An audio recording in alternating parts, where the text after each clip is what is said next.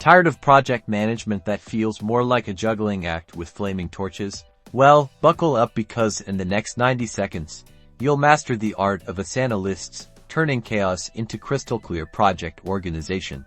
First, open Asana and navigate to the project where you want to create your list. If you don't have a project yet, simply click the Create Project button, choose a template or start with a blank project, give your project a name and select the list layout. Now, let's build your first list. You'll see a default list already created.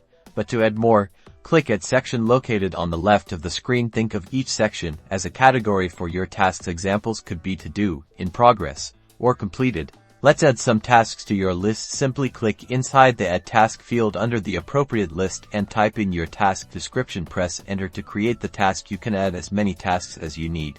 The beauty of Asana lists is their flexibility. You can easily drag and drop tasks between lists to reflect their current status. This visual workflow makes it super easy to track progress. Now, let's dive into task details. Click on any task to open it. Here you can assign the task to a team member, set a due date, add a detailed description, attach files, and even add subtasks. To further refine your list view, use the Filter and Sort options. Filter by assignee, due date, or completion status. Sort tasks alphabetically, by due date, or by priority.